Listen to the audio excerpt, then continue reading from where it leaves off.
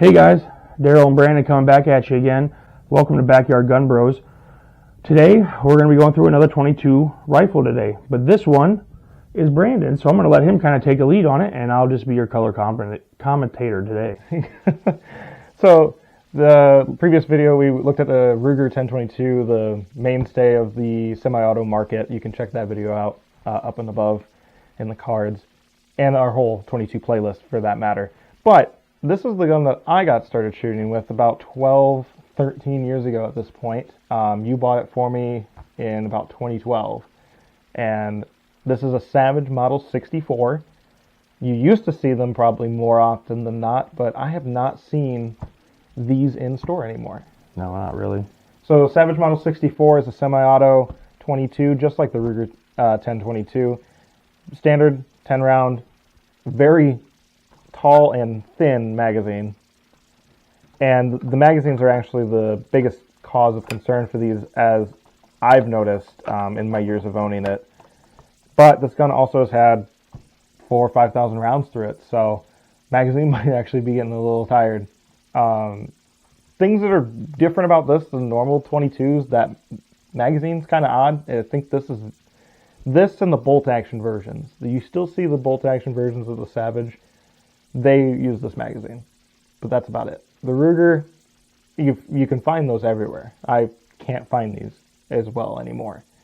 The safety is on the side of the gun, on just this one side here, which to me is odd looking at most firearms nowadays, but safeties are all in different spots. But this is the only one I've ever seen with a safety that kind of flings back and forth on the one side. So, yeah, it's unique. In my opinion, it's unique to this firearm, yes.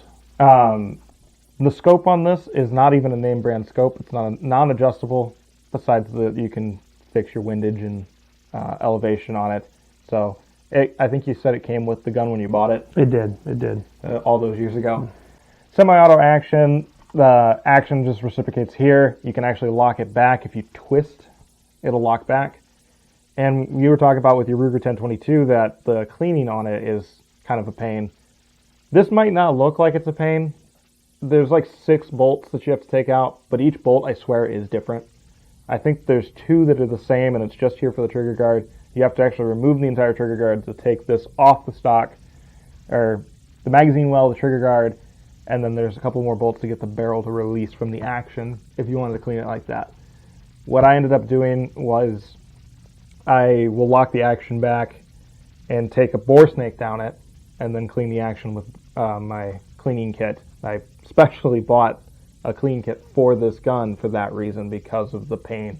Because the barrel, I believe, also has a spring behind it where that barrel can shoot out when you're up. It's kind of, if you've ever taken apart a 1911 and you forget about the retention spring and it shoots the end off, it does that. So really, this gun has a lot of memories behind it. I remember back even in high school, we'd take it out and have accuracy competitions between the two of us. Me and my dad have done that. But it's just, we can pick out memories and remember things specifically with this over a longer period of time than just the 5 or 6 years now that I've been getting into collecting firearms. Yeah, and what's neat is it's got a nostalgic factor between the two of us, because this is the gun that got you started. And it's really neat because I have a lot of fond memories with you, helping you learn how to shoot properly and things like that with it. And, this is that neat looking gun in the aspect that when you think about a gun that's been in the family or something like that, this kind of has that look to it. It's got a beautiful wood stock. It's always shot really well. And I mean, like you said before, there's thousands of rounds through this, and there's just a lot of cool nostalgic factor between us as brothers and stuff like that with this firearm, where it kind of gave us the ability to have something between us that, because of our age difference, we didn't always have a lot to relate to, and firearms has become probably one of the biggest things between us that we're able to have a great conversation with and spend time together and do things together. And this gun is really what kind of started that for us.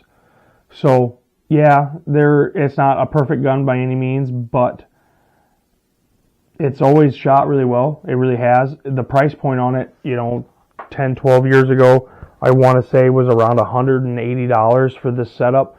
I don't know what they go for anymore or even where they're at. So it's always done its purpose very well. So that's one thing I will say about this firearm. I think I've seen them on Midway USA before, and I think they run right around $250, kind of on the same par as that Ruger 1022. Now, that being said, I've enjoyed this gun for all the time I've owned it. But if I was to buy one today, I'd probably, even though they are more readily available anyways, the Ruger 1022, it's just more more easy to adjust, modify to every shooter's need. This is a great youth gun. I still take it every once in a while to the range. I don't think we have in a few years, though. Mainly because, it is getting a little older, maybe not taken care of the best. I mean, it still looks pretty clean, but I know the last few times I've taken it out, it's ran a little rough on all the 10 rounds. Not really stovepipes, just failure to feed, stuff like that. The action's a little different than most other 22s or any rifle for that matter. But I wouldn't say that I would not recommend this to somebody. No, absolutely. It's a great starter gun for that, like you said, like for those youth out there learning how to shoot. And it's not something that's going to break the bank to start getting you to learn how to shoot properly. So, if you guys have that cool it factor with a particularly old firearm between maybe you and a dad, you and a family member, something like that, let us know in the comment section, because we really like to hear those heartwarming stories about something that maybe started it all for you, that brings back memories anytime you hold that firearm like this one does for us. And while you're down there, don't forget to hit like and subscribe, hit the notification bell so you can see more of our content as it comes out. And don't forget to check out our shop too. Maybe get yourself a hat, get yourself a cup, support the channel. Goes a long way. Appreciate it, guys.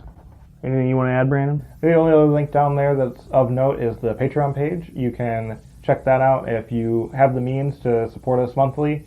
$3 is the lowest end, and that gets you week early access to all of our videos. And at the higher end there, you get discounts to our shop that Daryl mentioned, so you can get some of that great merchandise for a little bit more affordable price. That even sounds like a great deal in itself right there. All right, guys, don't forget, Daryl, Brandon, we'll catch you guys next time.